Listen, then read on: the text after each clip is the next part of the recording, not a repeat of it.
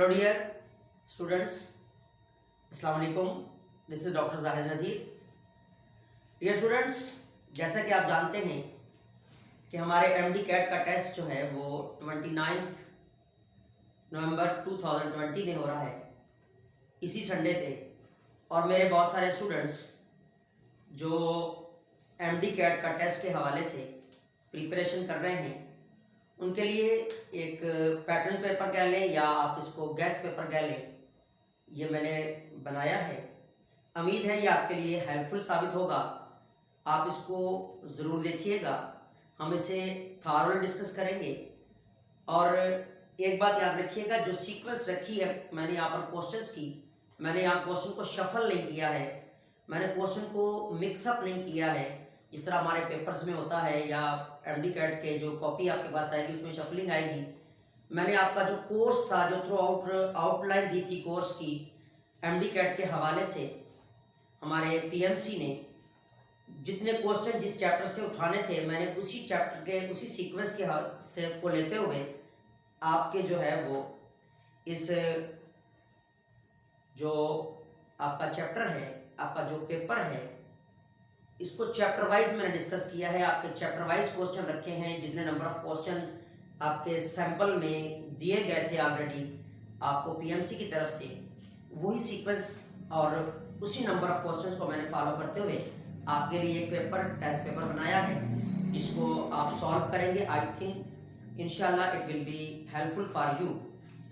तो बेटा हम डिस्कस करते हैं क्वेश्चन नंबर फर्स्ट जो है, that is in the given diagram of a nucleus, the arrow indicating its part which is named as and functionally act as। तो हमारे पास एक डायग्राम दी गई है जो कि न्यूक्लियस की है। इस पे एरो जो है वो रिप्रेजेंट कर रहा है कुछ, और जिस पार्ट को रिप्रेजेंट कर रहा है न्यूक्लियस में, उसका नाम आपने बताना है और उसके फंक्शन बताने हैं। तो ऑप्शन हमारे पास ए है न्यूक्लियोसोम, फंक्शन है nucleoside formation, nucleotide formation, B है centriole spindle formation, C option है न्यूक्लियोलस राइबोसोम सिंथेसिस, डी है nucleotide synthesis of amino acids. तो हमारे पास जो करेक्ट आंसर है दैट इज दी सी। तो हमारे पास क्वेश्चन नंबर 1 का जो आंसर है दैट इज सी। तो सी मीन्स यहाँ न्यूक्लियोलस को इंडिकेट कर रहा है, जो एरो दिया गया है, और उसका फंक्शन होता है राइबोसोम सिंथेसिस। देन हमारे पास क्वेश्चन नंबर 2 है, composition of plant cell wall from outside to inside. Option A primary wall, secondary wall, middle lamella, then primary wall and middle lamella, B option and secondary wall. Then C option है primary wall, middle lamella, then primary wall and secondary wall.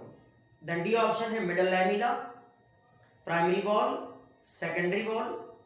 E option है secondary wall, middle lamella, primary wall. तो आपका जो correct option है that is D, क्योंकि पहले middle lamella बनती है, फिर प्राइमरी वॉल बनती है एंड देन सेकेंडरी वॉल बनती है। इसलिए आपका आंसर होगा क्वेश्चन नंबर 2 का that is the D. D option आपका करेक्ट आंसर है। एंड क्वेश्चन नंबर 3 है, the nucleus present in the nucleus play an important role in the synthesis of. यहां पर फिर न्यूक्लियस पे क्वेश्चन है, A lysosome, B peroxisome, C ribosome, D mesosome, E endoplasmic reticulum. तो nucleus का function होता है राइबोसोम्स को बनाना, सो आपका आंसर है सी। तो थर्ड क्वेश्चन का आपका आंसर भी सी है, राइबोसोम फॉर्मेशन होता है न्यूक्लियस का काम।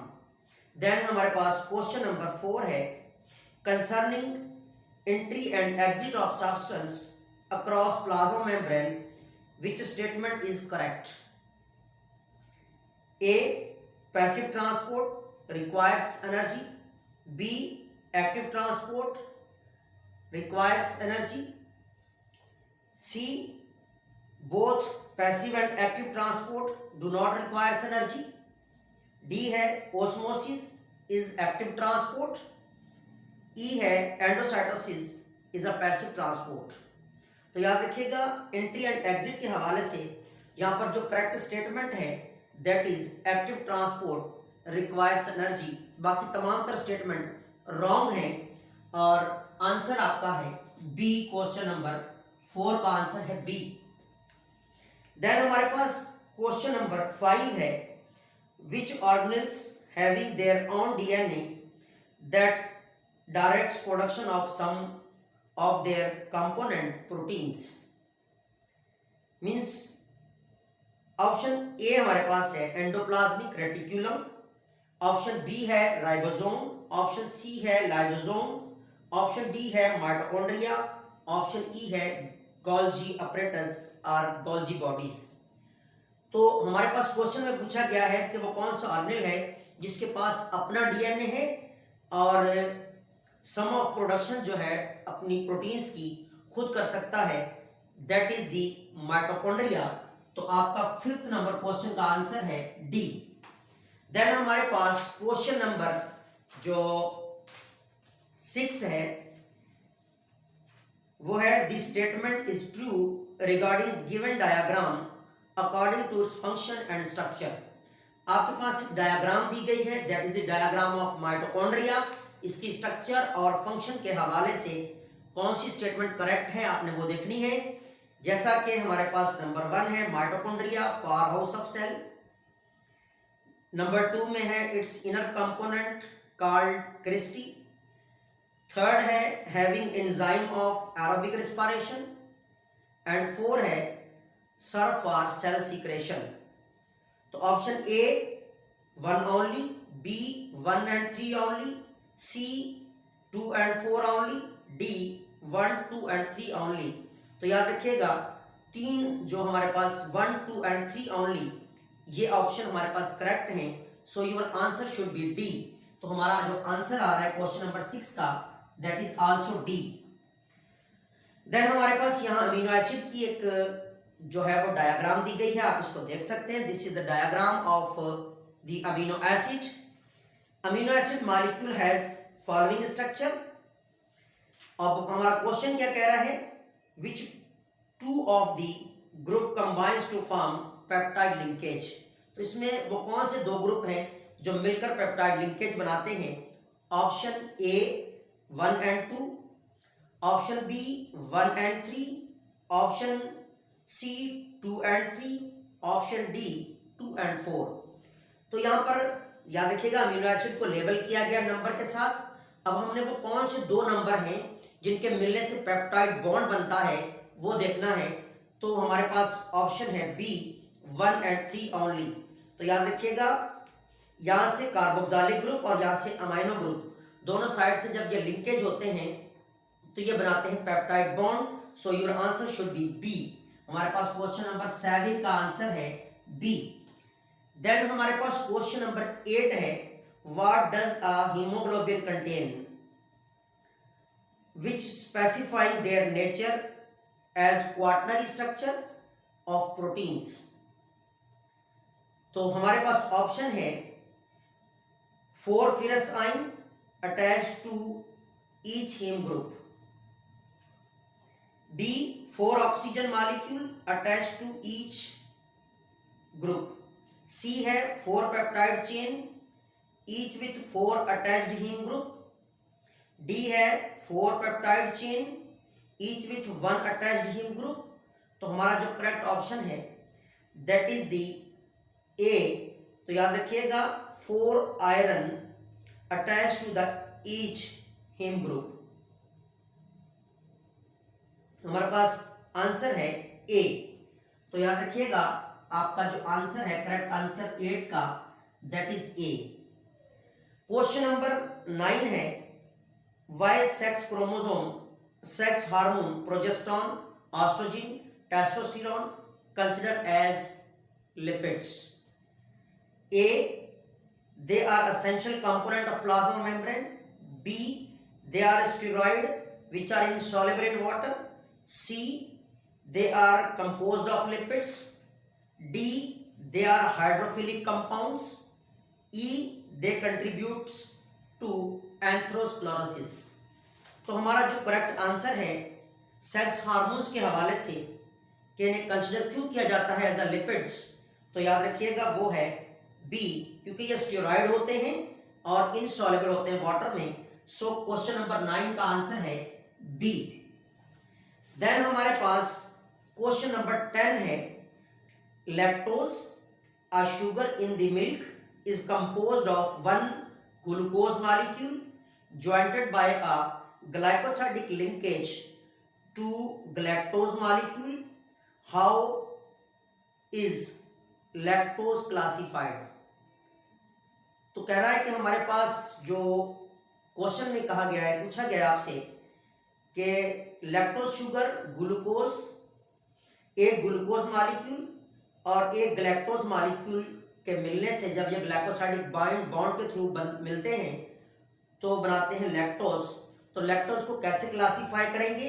हमारे पास आंसर है, ऑप्शन है A as a pentose sugar, B as a hexose sugar, C as a disaccharide, D as a polysaccharide, E only has triose, only as triose. तो हमारे पास ऑप्शन है, क्योंकि लैक्टोज को हम डाइसैकेराइड में लेते हैं, सिर्फ थोड़ा सा स्टेटमेंट को टर्म दिया हुआ है, आंसर आपका क्लियर पड़ा हुआ है कि आंसर शुड बी सी। आपको पता है लैक्टोज को हम डाई शुगर कहते हैं, डाइसैकेराइड है, answer should be C. Question number 10 का आंसर है सी। देन हमारे पास क्वेश्चन नंबर 11 है, from the following option which of them not a part of ribonucleic acid. Means given option में वो कौन सा पार्ट राइबोन्यूक्लिक एसिड का नहीं है? Option A ribose sugar, B phosphate group, C sequence of nitrogenous bases, D sequence of phosphate group, E deoxyribose sugar. तो याद रखिएगा, आपको पता होना चाहिए कि आरएनए में डीऑक्सीराइबोज शुगर नहीं होती, तो इसलिए नॉट अ पार्ट पूछा गया आपसे, तो आपका आंसर होगा ई। क्वेश्चन नंबर 11 का आंसर है ई। देन हमारे पास क्वेश्चन नंबर 12 है, triglyceride are called so. A because one fatty acid linked with 3 glycerol molecule, B because one glycerol molecule linked with 3 fatty acid, C option है because one glycerol molecule linked with 1 fatty acid molecule, और D है हमारे पास because only 3 glycerol is present in such molecule। तो याद रखिएगा triglyceride में की जो कंपोजिशन हम देखें, इसे ट्राइग्लाइसराइड क्यों कहा जाता है? तो जब एक ग्लाइसरॉल मॉलिक्यूल 3 फैटी एसिड से लिंक करता है उसको ट्राइग्लाइसराइड कहते हैं। So your answer should be B. तो हमारे पास क्वेश्चन नंबर 12 का आंसर है बी। देन क्वेश्चन नंबर 13 है, slight change in pH of solution can affect the enzyme by. अगर pH of the solution change होती है स्लाइटली तो एंजाइम कैसे अफेक्ट होगा? तो आंसर हमारे पास ऑप्शन है A by ionization of amino acid in the enzyme, B है by affecting ionization of substrate, C है by denaturing of enzyme with breaking bonds, और डी है all are correct for above statement. तो हमारे पास जो answer है ये है all are correct for above statement. The answer should be for 13, answer should be D, क्योंकि एंजाइम में बॉन्ड भी ब्रेक होते हैं, आयोनाइजेशन भी होती है और अमीनो एसिड भी आयोनाइज होते हैं। तो आंसर आपका आएगा D, all are correct for above statement. Then question number 14 है, the temperature affect the enzyme activities by. Option A at rise in temperature the rate of reaction increase up to their certain limit, b है it supplies the Ke to reacting substance or molecules causing them to move rapidly, d है both a b, c है both a b, और d हमारे पास है none of these option है। तो याद रखिएगा कि हमारे पास दोनों ऑप्शन करेक्ट हैं, ए और बी। याद रखिएगा रेट ऑफ रिएक्शन भी सर्टेन लिमिट तक इंक्रीज होता है और के भी सप्लाई होती है टू रिएक्टिंग सब्सटेंस अगर टेम्परेचर बढ़ता है तो। So your answer should be C. Question number 14 का आंसर है सी। देन क्वेश्चन नंबर 15 है the catalytic activity of enzyme are restricted to small portion called as A active site, B prosthetic group, C allosteric site, D none of these.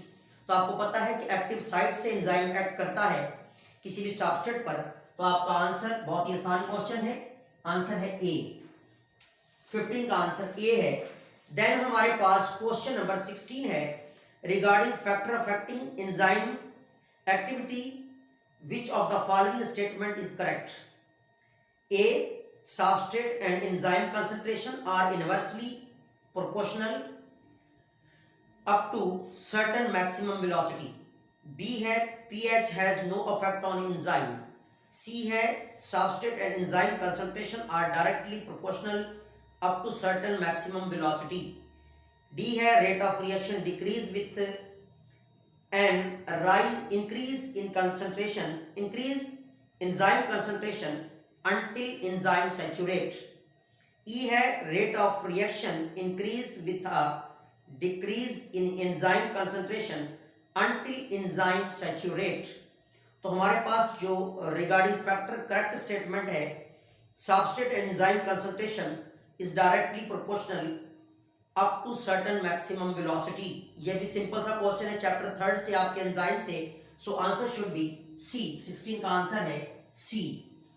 Then हमारे पास question number 17 है when oxygen is released as a result of photosynthesis it is a by product of which of the following.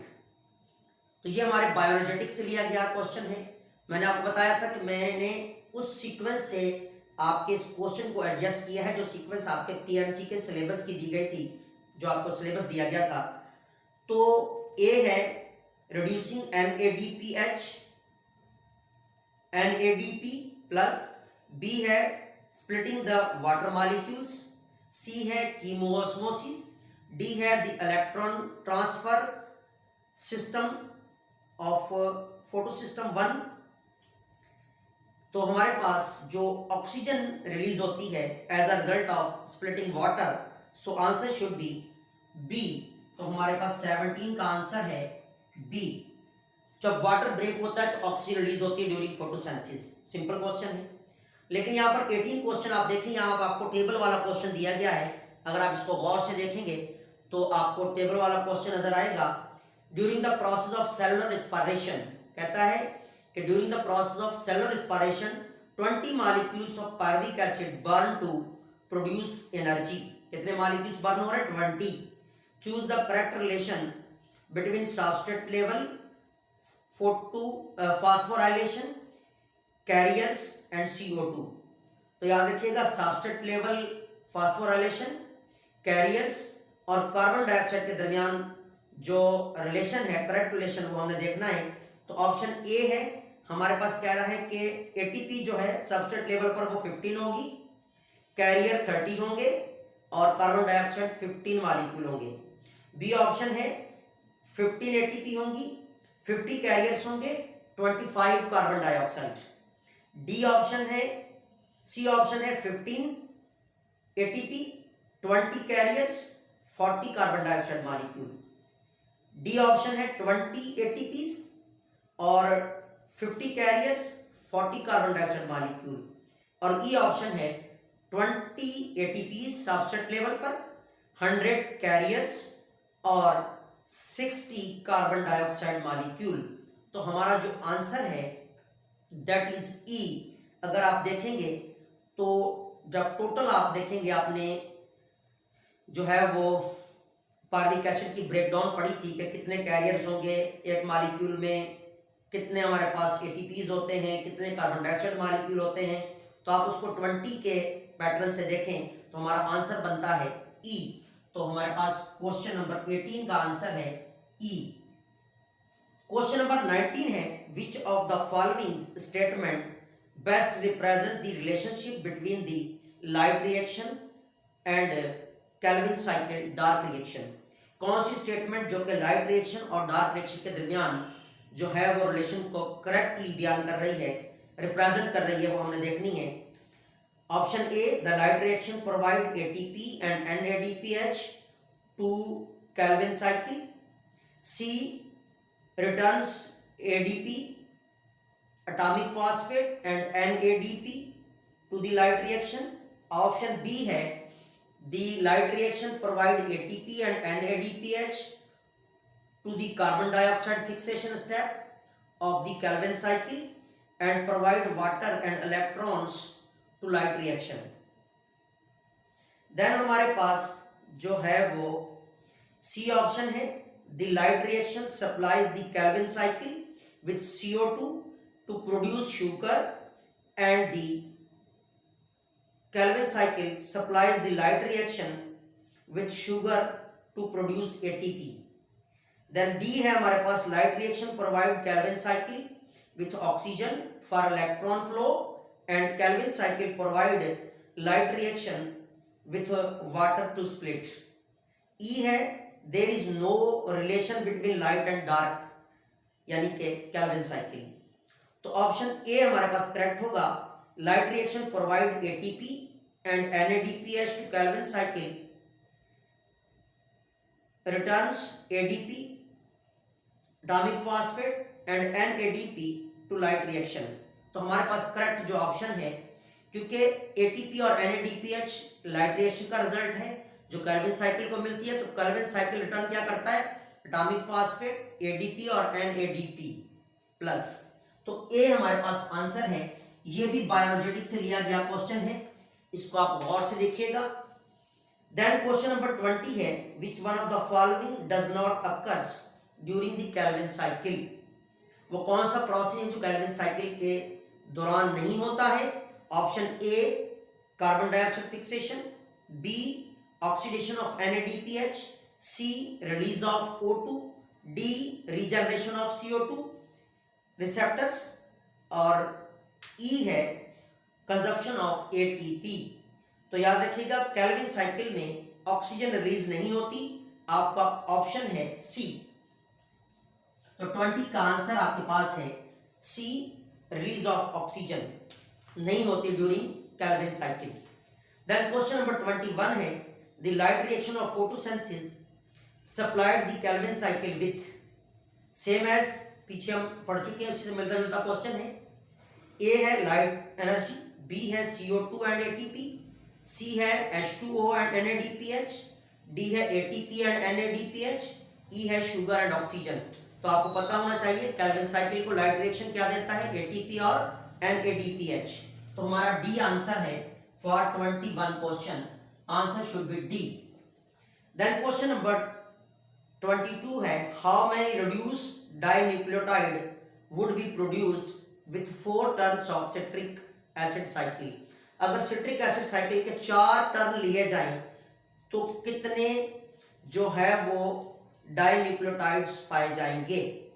तो ए 1FADH2 and 4NADH, B है 2FADH2 and 8NADH, 4 है 4, सी है हमारे पास 4FAD and 12NADH and D option है 1FAD and 4NAD, ई है 4FAD and 12NAD। तो आपका answer है सी के 4 हमें FADH मिलेंगे और 12 हमारे पास NADH मिलते हैं, आंसर शुड बी सी। तो नेक्स्ट वन हमारे पास क्वेश्चन है 23rd, 22 का आंसर था सी। अब हमारे पास वायरोलॉजी से क्वेश्चन है, याद रखिएगा viral envelope are the accessory structure of for some viruses that help them.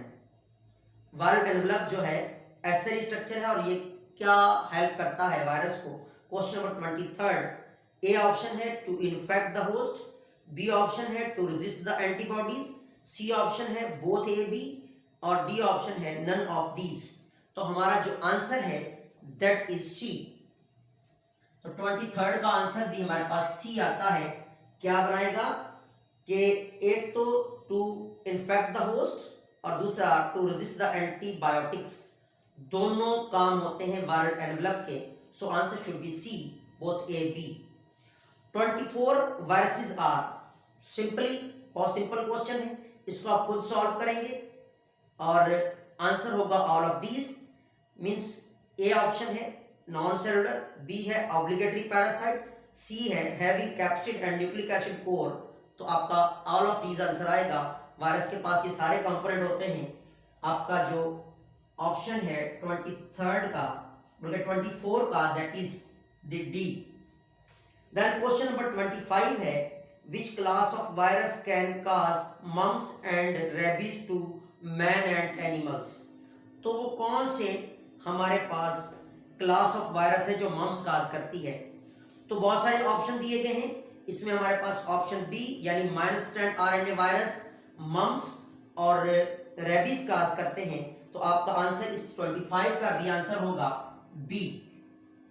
Then question number 26 में आप दोनों साइकिल दिए हुए हैं यहाँ पर बैक्टीरिया के डायग्राम में, और आपसे पूछा गया the lytic cycle in the given diagram showing ए, यानी यहाँ पर 1 लिखा है लाइसिस ऑफ बैक्टीरियल सेल, 2 लिखा है the direct production of lysosomes, और 3 लिखा है प्रोडक्शन ऑफ वायरल कॉपीज।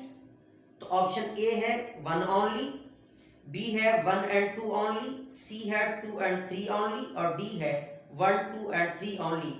तो वायरल कॉपीज भी बनती हैं, डायरेक्ट प्रोडक्शन ऑफ लाइसोजाइम भी होता है, और लाइसिस ऑफ बैक्टीरिया भी लाइटिक साइकिल ही में होगा। सो your answer should be D 1, 2 and 3 only. Answer हमारे पास 26 का है, that is the D. Question number 27 जो है खुद सॉल्व करेंगे आप। क्वेश्चन नंबर 28 है the genetic recombination in bacteria that involve. तो हमारे पास क्वेश्चन नंबर 28 है genetic recombination in bacteria that involves third party as carrier of genetic material. A है कंजुगेशन, बी है ट्रांसफॉर्मेशन, सी है ट्रांसडक्शन, डी है all of these. तो third party bacteriophage कहाँ इन्वॉल्व होता है? ट्रांसडक्शन में। तो आपका आंसर होगा 28 का सी। देन क्वेश्चन नंबर 29 है regarding structure of blue green algae Nostoc which statement is correct? A its non filamentous, B cell has double layered wall, C the only pigments present in the is carotene, D है mitochondria is present near the cell wall, E है endoplasmic reticulum helps to synthesize protein। तो हमारे पास all statement correct हैं, incorrect हैं। तो correct statement हमने ढूंढनी है, तो हमारे पास बी आंसर है। सेल जो होता है डेट इज डबल लेयर्ड होता है, तो बी आंसर आपके पास मौजूद है। 29 का आंसर है B, cell has double layered wall. Then question number 30 protozoan are grouped according to their. तो चैप्टर 7 फर्स्ट ईयर से है। Size, B colour, C mode of locomotion, D shape, E mode of nutrition. तो बेटा याद रखिएगा on the basis of locomotion हम protozoan को classify करते हैं। Simple and easy question, answer है सी। इसी तरह क्वेश्चन नंबर 31 है हमारे पास, that is mycorrhizae are mutualistic and have symbiotic association between. अब माइकोराइजी में एसोसिएशन कौन से दो मेंबर के दरमियान है? तो इजी है, सिंपल है आपके पास आंसर। ऑप्शन भी दिए गए हैं, fungi and roots of vascular plants. तो ये आपको पता है कि फंजाई और रूट्स ऑफ वेस्कुलर प्लांट, तो मैं आपको डायरेक्ट आंसर बता रहा हूं कि आपका आंसर है डी। तो क्वेश्चन नंबर 31 का आंसर है डी। देन हमारे पास क्वेश्चन नंबर 32 है production of two different types of gametes, one is male and other is female is.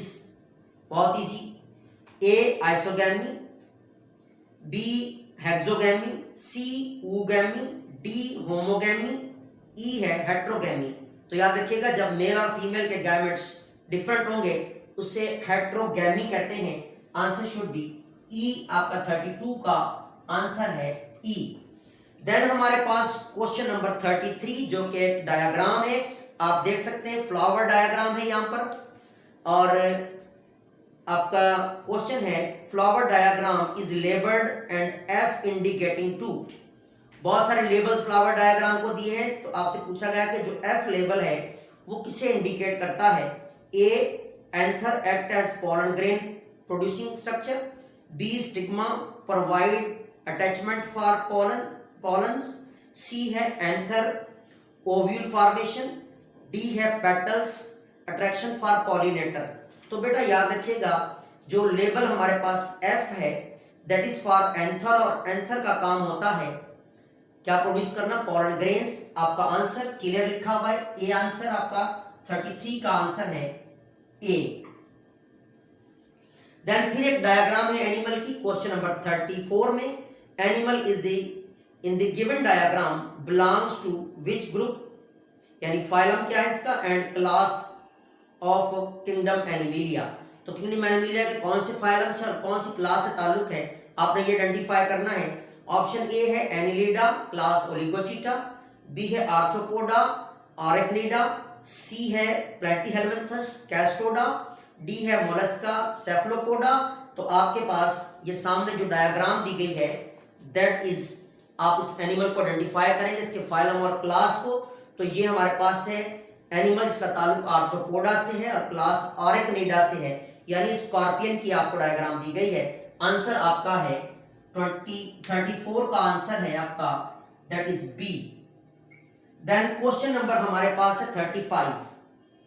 गैम्यूल्स are amoeboid cell surrounded by the layer epithelial cell resistant to drought resistant or winter producing into new young as asexually at reaching favorable condition। आपको गैम्यूल formation के बारे में बताया गया है कि ये epithelial cell resistant होते हैं, एक लेयर्ड एपिथेलियल सेल्स की जो कि ड्रॉट एंड विंटर कंडीशन को रेजिस्ट करते हैं और एसेक्सुअली प्रोड्यूस करते हैं न्यू यंग वन जब फेवरेबल कंडीशन आती है। लेकिन क्वेश्चन क्या कह रहा है ये सुनिए आप। Characteristics feature of which phylum from the following, A annelida, B arthropoda, C platyhelminthes, D porifera, E है काइनोडर्मिटा। तो आपने क्या देखना है कि किस गैम्यूल फॉर्मेशन कौन से फाइलम का कैरेक्टर है। तो आपको पता पॉरीफेरा में गैम्यूल फॉर्मेशन होती है during drought condition, during unfavourable condition. तो आंसर है डी, आपका क्वेश्चन नंबर है 35 का आंसर है डी। इसी तरह question number 36, which component of blood transport most of carbon dioxide. Gas exchange से लिया गया ये क्वेश्चन, आपको पता होना चाहिए। ऑप्शन ए है हीमोग्लोबिन, बी है वाटर ऑफ प्लाज्मा, सी है वाटर ऑफ आरबीसीज, डी है फ्री अमीनो एसिड मॉलिक्यूल्स। तो आपको पता है most of carbon dioxide transport होती है by water of RBCs in the form of carbonates. तो डी सी आपका आंसर है 36 का। देन क्वेश्चन नंबर है 37, the mineral nutrients play role in the stomata opening and closing in the plant leaves. A potassium, B magnesium, C phosphorus, D nitrogen, E sodium. तो आपको पता है potassium ऐसा mineral है, mineral nutrient है जो opening and closing में role करेगा स्टोमेटा की। सिंपल क्वेश्चन है, आपका आंसर है ए 37 का potassium. Then question number 38, which hormone is secreted by stomach in presence of partially digested protein which influence production of gastric juices। तो कौन सा हार्मोन जो है वो स्टमक प्रोड्यूस करता है इन presence of partially digested proteins जो कि इन्फ्लुएंस करेगा गैस्ट्रिक जूसेस पर। ये क्वेश्चन थोड़ा सा टर्न दिया है, आसान क्वेश्चन है।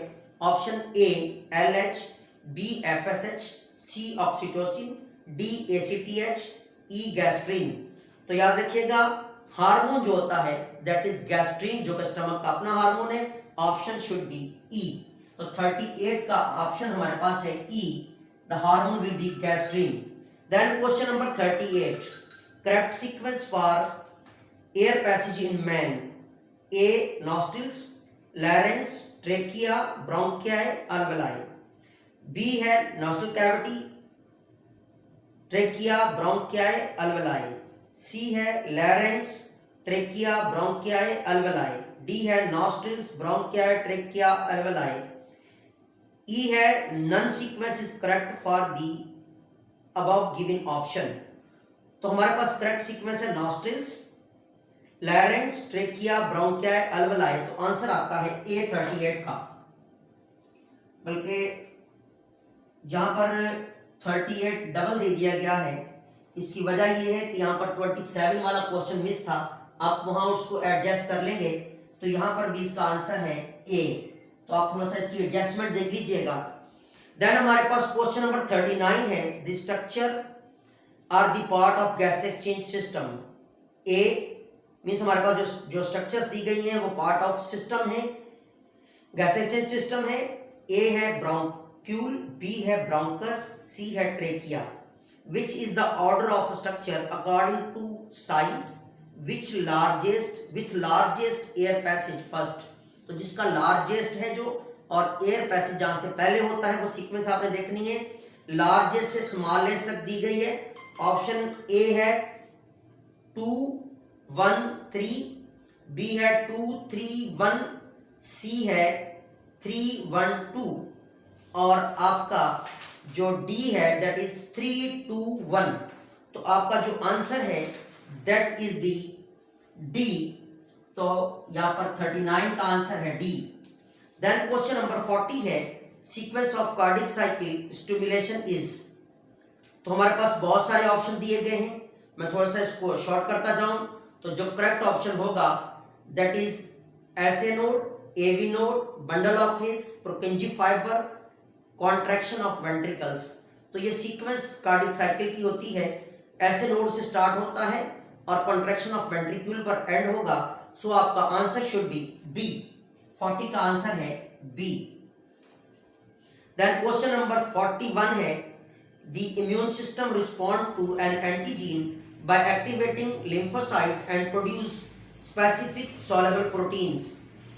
ए यानी इम्यून सिस्टम पे क्वेश्चन है, एंटीजीन, बी है एंटीबॉडी, सी है एंटीजेनिक रिसेप्टर्स, डी है प्लाज्मा सेल्स, ई है memory cells.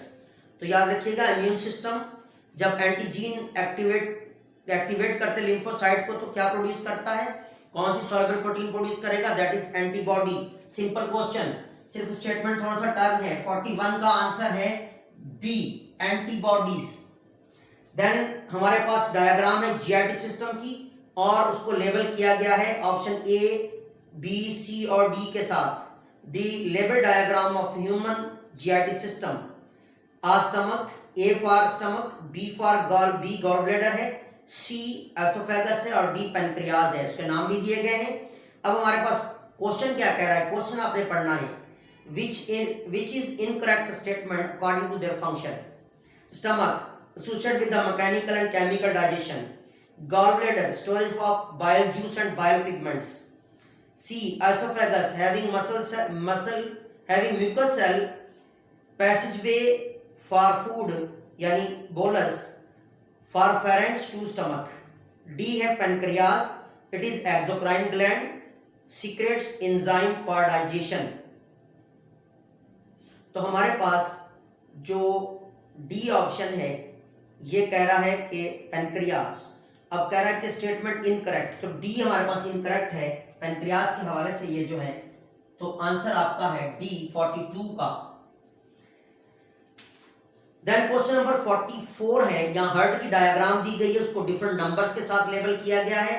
From the given diagram of heart what is label number 1 named and their function. Label number 1 का नाम क्या और फंक्शन क्या है, तो मैं डायरेक्ट आपको बताता जाऊं क्योंकि आपको इसके लिंक में जो आपको लिंक मिलेगा यहाँ पर सब्सक्रिप्शन जो डिस्क्रिप्शन है वहां पर आपको लिंक दिया जाएगा इस पेपर का, आप इसे देख सकते हैं वहां पर। तो डायरेक्टली जो आंसर है अब मैं आपको बता रहा हूँ, इंफीरियर वेना केवा इस लेबल का नाम है लेबल नंबर 1 का, और इसका काम होता है रिसीव करना deoxygenated blood from the lower part of the body and then drain to the right atrium. तो आपका आंसर है बी, 43 का आंसर है बी। देन क्वेश्चन नंबर 44 है विच of the following describe peristalsis in the digestive system. A, process of fat emulsification in the small intestine. B है voluntary control of the rectal sphincter, regular defecation. C, transport of nutrient to liver through the hepatic portal vessels. D है a common cause of loss of appetite, fatigueness and dehydration. E है smooth muscles contraction that moves food through out the alimentary canal. तो याद रखिएगा peristaltic movement जो होती है that is the contraction of smooth muscle. आपका answer है 44 का, दैट इज डी। देन हमारे पास डायग्राम दी गई है नेफ्रॉन की फ्रॉम द गिवन डायग्राम जो कि लेबलाइज की गई है। तो हमारे पास कह रहा है कि the level 4 referred and present in part of the kidney. A, ascending limb loop of Henle and located in the inner medulla. B है descending limb of loop of Frenel and located in the outer medulla. C है ascending limb of the loop of Frenel and locating in the cortex. और हमारे पास D है descending limb of the loop of Frenel and located in the inner medulla. तो हमारे पास जो level 4 है ये हमने देखना है, तो वो हमारे पास है descending limb और inner medulla में होती है। आंसर हमारे पास है D। तो 45 का आंसर भी डी है। Then question number 47, urea is produced in an organ filtrated from the blood by second organ and stored inside third organ before being expelled from the body. What organs carries these function? तो बताया गया है production कहाँ हो रही है। Option ए filtration कहाँ हो रही है और स्टोरेज कहाँ हो रही है एक्सपेल्शन से पहले। ए है किडनी, बी है ब्लैडर, सी है लिवर। इसी तरह बी ऑप्शन में है, ए में है किडनी ब्लैडर लिवर। सीक्वेंस देखनी है कि कहाँ बनती है, कहाँ स्टोर होती, कहाँ यूरिया बनती है, किस ऑर्गन में, कहाँ पर उसकी जो है वो फिल्ट्रेशन होती है और कहाँ यह स्टोर होती है। तो आपने स्टेटमेंट अच्छी तरह देखनी है। तो ऑप्शन में डायरेक्ट आपको बता देता हूँ, डी है लिवर में फॉर्मेशन होती है यूरिया की, किडनी में फिल्ट्रेशन होती है और ब्लैडर में ये इसकी स्टोरेज होती है। तो हमारा आंसर है दैट इज डी। 46 का आंसर भी हमारे पास, बल्कि 47 क्वेश्चन डायरेक्टली हमने पढ़ लिया, इसका आंसर है डी। तो 46 में अभी आपको बताता हूं, from the given diagram nephron level 6 and 8 indicating part of it. पीछे वही लेवल जो डायग्राम नेफ्रॉन की थी उसी पे 46 क्वेश्चन है। तो ये आपकी असाइनमेंट है, देखेंगे आप खुद। मैं आपको आंसर बता देता हूं, बॉबमैन कैप्सूल एंड कलेक्टिंग डक्ट, सी आपका ऑप्शन होगा, 46 का सी। देन क्वेश्चन नंबर 48 है, given diagram of urinary system, label दी गई हैं A B C and D, ये चारों लेबल आपने देख लेनी है। What will be the correct sequence according to their label. A medulla, B, A में हमारे पास सीक्वेंस है medulla bladder urethra ureter, B में cortex urethra bladder then urethra, then C में medulla ureter bladder urethra, D में urethra ureter bladder cortex. तो answer C आपका सही है। सीक्वेंस के हवाले से मेडुला, देन है ureter bladder and urethra, sequence हमारे पास सी करेक्ट है। सो आपके 48 क्वेश्चन का आंसर है C. Then question 49, antidiuretic hormone is produced at the time of, यानी एंटीडायरेटिक हार्मोन कब प्रोड्यूस होता है। बहुत easy question. A dehydration, B defecation, C digestion, D none of these. तो श्योर है नेफ्रॉन में रीअब्जॉर्प्शन ऑफ किडनी को increase करते हैं एंटीडायरेटिक हार्मोन, तो आंसर शुड बी डिहाइड्रेशन। तो आंसर आपका सीधा सीधा लिखा हुआ है। आंसर आपके क्वेश्चन नंबर जो है वो 49 जो है इसका आंसर है ए। देन 50 का क्वेश्चन है ankle and wrist joint is an example of a ball and socket, B sliding, C pivot, D none of these. Simple question, हमारे एंकल और रेस्ट में स्लाइडिंग जॉइंट होते हैं, आंसर शुड बी बी। आपके 50 का question का answer है B. Then question number 51 है regarding the function of smooth endoplasmic reticulum which statement is incorrect. तो डायरेक्ट आपको आंसर बताता हूं। The muscle help in excretion of urine from the rectum. तो आपका बी आंसर करेक्ट आंसर होगा कि regarding function of smooth muscles, not sorry endoplasmic reticulum. एक दफा फिर क्वेश्चन रिपीट कर देता हूं। 51 है regarding function of smooth muscles which statement is incorrect, which statement is incorrect? These muscles helps in the excretion of urine from the rectum. A है option हमारे पास smooth muscles push the food down to the alimentary canal. C है the muscles control the size of blood vessels. D none of these. कह रहा है incorrect, the muscles help in excretion of urine from the rectum. तो incorrect के हवाले से देखा जाए तो ये आप खुद देखेंगे, आंसर वैसे इसका डी है। तो आप ये खुद इसको सॉल्व करेंगे। क्वेश्चन नंबर 51 को आसान क्वेश्चन है, ये आप इसको खुद सॉल्व करेंगे। दिस इज देन हमारे पास ये आपकी असाइनमेंट थी। क्वेश्चन नंबर 52 है muscle use to control the flow of substance within lumen and are classified as. तो lumen of the blood vessel में जो फ्लो होता है सब्सटेंस का वो कौन से मसल करवाते हैं? Option A smooth, B cardiac, C skeletal, D A and B. तो स्मूथ मसल्स की कॉन्ट्रैक्शन की वजह से मटेरियल्स या ब्लड फ्लो हो रहा होता है, आंसर शुड बी ए। तो इनकरेक्ट मैं आपको स्टेटमेंट ऊपर दे रहा था, याद रखना है। आपने जब पेपर इसको पढ़ो तो आप इनकरेक्ट स्टेटमेंट 51 के लिए ढूंढनी है। Then question number 53 है the gland is situated in the upper part of the chest behind the breastbone and it is function as। तो आपका फिर टेबल वाला क्वेश्चन है कि वो कौन सा ग्लैंड है जो चेस्ट की हमारे पास upper part of the chest में है और बियॉन्ड द ब्रेस्ट बोन है, उसके फंक्शन क्या है? तो ए है adrenal gland, development of male secondary sexual character. B है thymus gland, development of T lymphocyte by thymosin hormone.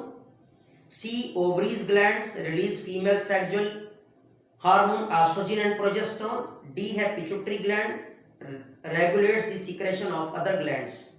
तो हमारे पास जो ब्रेस्ट बोन के नीचे पाया जाने वाला ग्लैंड है वो है थाइमस और उसका फंक्शन है development of T lymphocyte. Answer आपका है बी। 53 का आंसर है बी। देन हमारे पास क्वेश्चन है 54 the nerve cell neuron forming bridge between effector and control centre. जो इफेक्टर एंड कंट्रोल सेंटर यानी सीएनएस के दरमियान जो कनेक्शन बनाती हैं उसे कौन सी न्यूरॉन कहा जाता है? Simple, A sensory, B motor, C inter, D all of these. तो इफेक्टर और सेंसरी नर्व सिस्टम के दरमियान ये जो कनेक्शन बनाती है that is motor neuron. Answer should be B. आपके 54 का आंसर है बी। तो आपका क्वेश्चन है ये 54। Then which is not true about neuroglia? A myelin sheath formation, B it involves in trophic and phagocytosis. हमारे पास सी है it is nerve forming cells. D है it separate neuron from one another. All option ठीक है, लेकिन एक हम इससे ढूंढना है जो कि न्यूरोग्लिया के हवाले से इनकरेक्ट है, वो हमारे पास सी, क्योंकि ये नर्व फॉर्मिंग सेल नहीं होते। तो आपका आंसर सी है 55 के लिए। Then question number 56 nervous system is composed of specialised cells which generate electricity and conduct message very quickly in the form of current called। तो सीधी सीधी बात है, जो सेंसरी इंफॉर्मेशन चल रही होती है, A nervous system, B endocrine, C nerve impulse, D none of these. तो nerve impulse जो करंट होता है या आप कह लें कि ये सिग्नल होते हैं, इसको नर्व इंपल्स कहेंगे। इजी क्वेश्चन, आंसर आपका सी 56 का। Then 7 regarding sheath of neuron which statement is incorrect. ये आपको ऑप्शन दिए गए हैं, तो डायरेक्ट मैं आपको आंसर बता रहा हूं, इसमें आप देख लीजिएगा पेपर में। सी आंसर है, glial cell separate the neuron from one and other and forming neuroglia.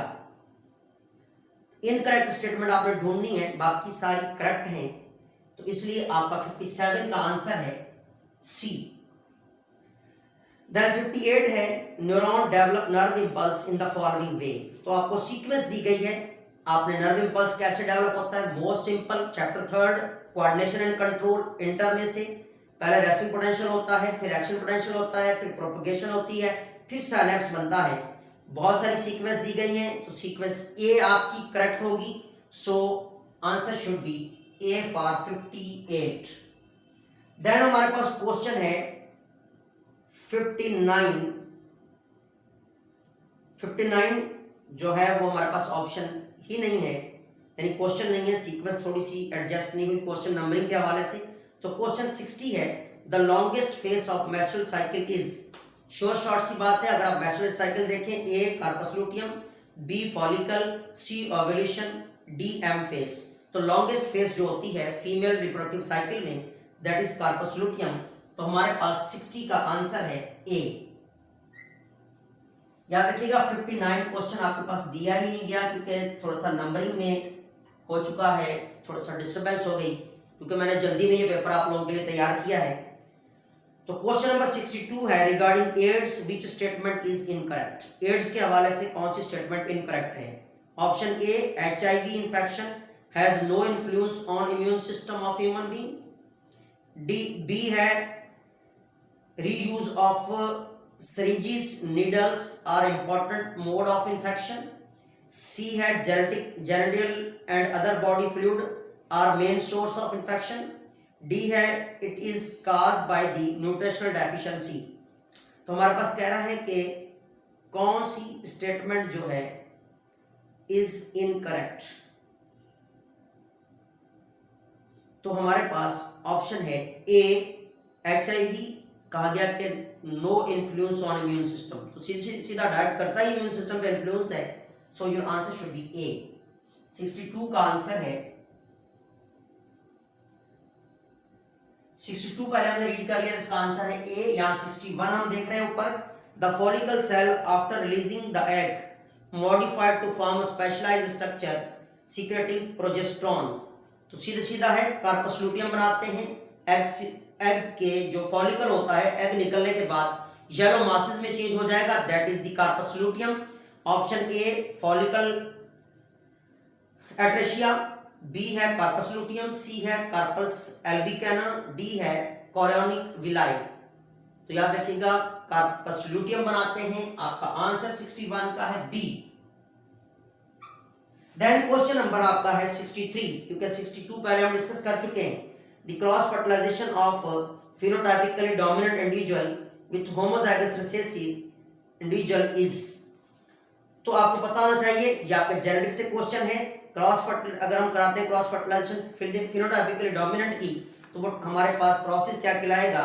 A incomplete dominance, B test cross, C codominance, D आपका है एपिस्टेसिस, ई है ऑल आर करेक्ट। तो याद रखिएगा कि जब हम फिनोटाइपिकली डोमिनेंट इंडिविजुअल को क्रॉस करवाते हैं, दैट इज द बी।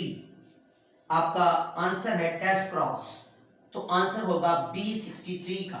64 है when red eyed female is crossed with white eyed male the F2 generation showing red eyed and white eyed the ratio is.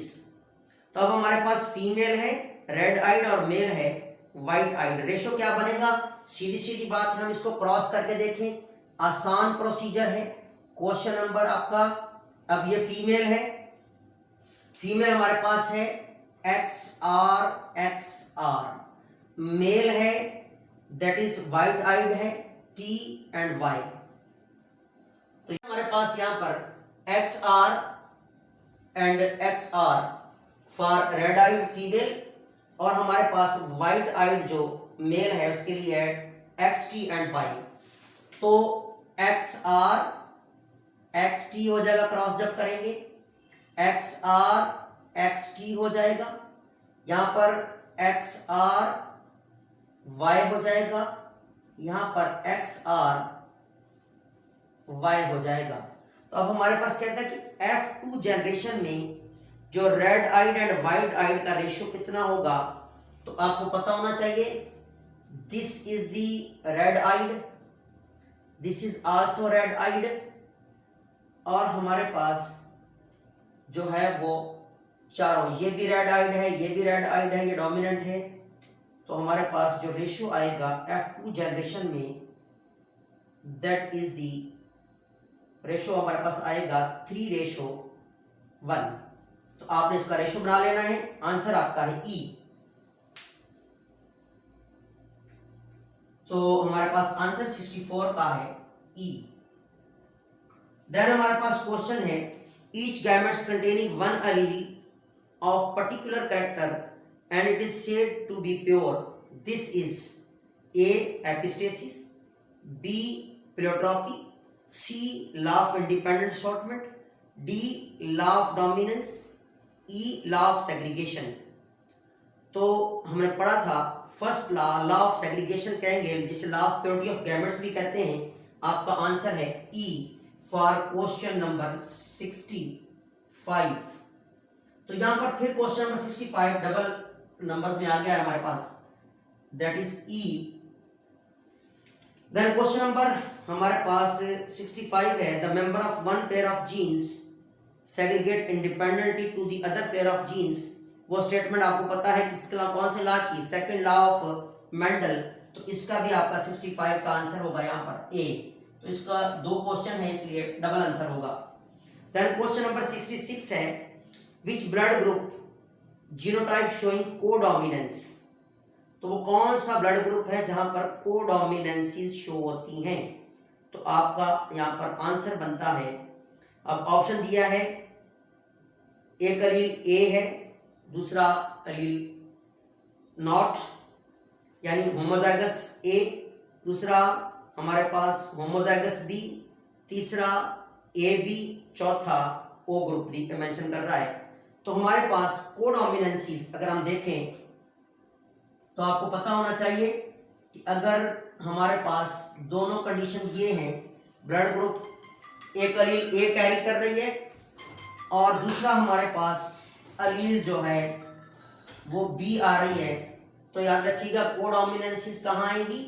हमारे पास कोडोमिनेंसी जो ब्लड शो करता है that is दी, हमारे पास दोनों option हैं और option आपकी बुक में दिए गए हैं, आपके इस पेपर में दिए गए हैं। ये आपकी असाइनमेंट, आप आसानी से इसको देख सकते हैं कि हमारे पास ये आंसर आएगा या हमारे पास इस क्रॉस से आंसर आएगा A एंड I नॉट से, या आपका इससे क्वेश्चन आंसर आएगा। ये आप खुद सॉल्व करेंगे, ये आपकी असाइनमेंट है, बहुत ही आसान। मैंने बहुत सारे आपको प्रॉब्लम्स करवाए थे इस पे, इसलिए ये आप खुद करके इसका आंसर निकालेंगे। ये आपके लिए असाइनमेंट क्वेश्चन नंबर 66। देन हमारे पास question number 67 which of the following genotype can not occur amongst the offspring from mating type between male blood group A and female blood group B। कह रहा है कौन सा ब्लड ग्रुप जीनोटाइप हमारे पास नहीं आएगा। तो हमारे पास ये भी option A, option A B, option A and O, option B and O।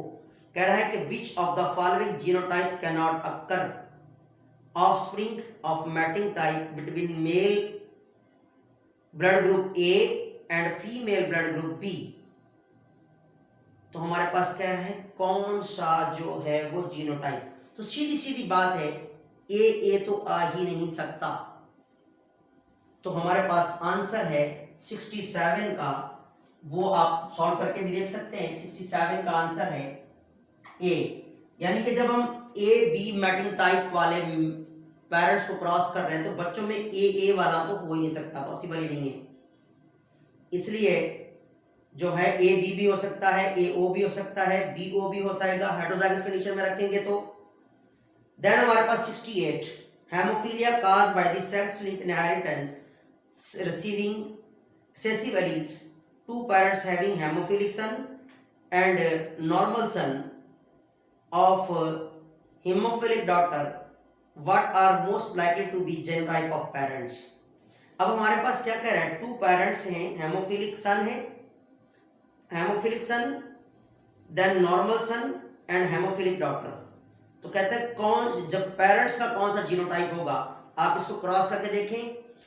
ये चारों ऑप्शन दिए गए हैं, जहां पर भी हमारे पास फीमेल बच्चे जो है वो एक हेमोफिलिक आ जाए, एक नॉर्मल आ जाए और हेमोफिलिक डॉटर आ जाए, उसी जीनोटाइप के पेरेंट होंगे, तो आपका आंसर डायरेक्टली है बी, यानी फीमेल जो है वो कैरियर होगी और मेल अफेक्टेड होगा, तो हमारे पास चारों आएंगे। जैसे कि हमारे पास, मैं आपको बताऊं कि ये हमारे पास फीमेल है, बल्कि मेल हमारे पास यहाँ पर फीमेल है। अगर यहाँ पर X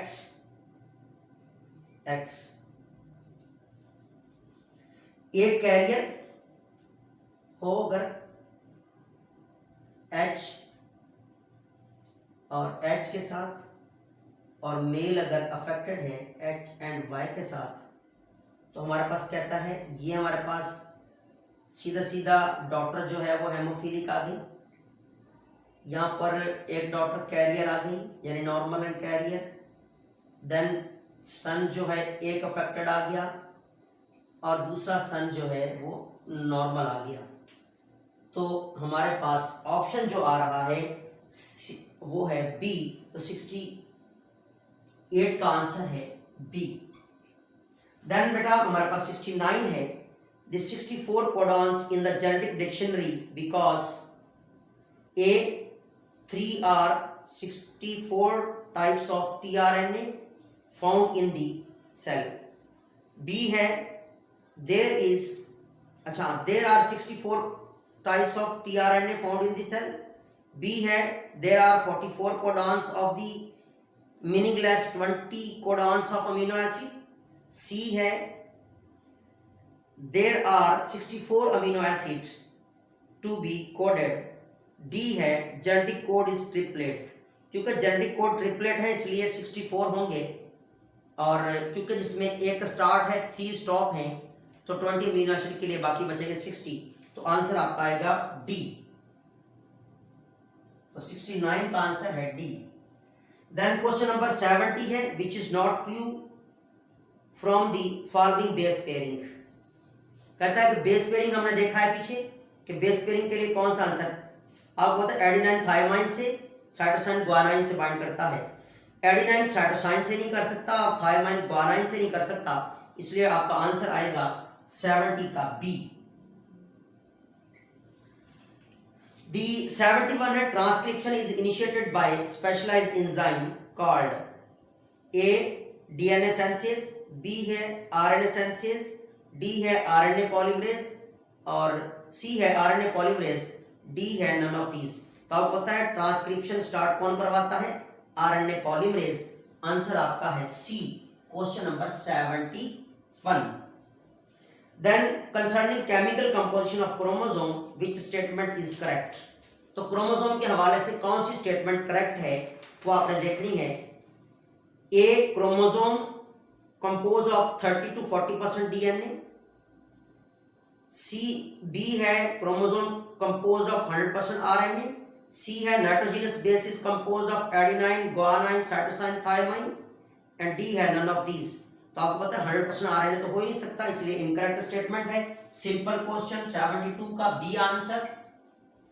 देन हमारे पास 73, it is a small segment of chromosome, if a small segment of chromosome may be missing situation called, अगर कोई भी पार्ट ऑफ क्रोमोसोम मिस्ड है तो सिचुएशन क्या कहलाएगी? A duplication, B diversion, C deletion, D none of these. तो आपको पता है जब मिसिंग हो गई तो दैट इज कॉल्ड डिलीट और deletion. So answer should be 73 का है सी।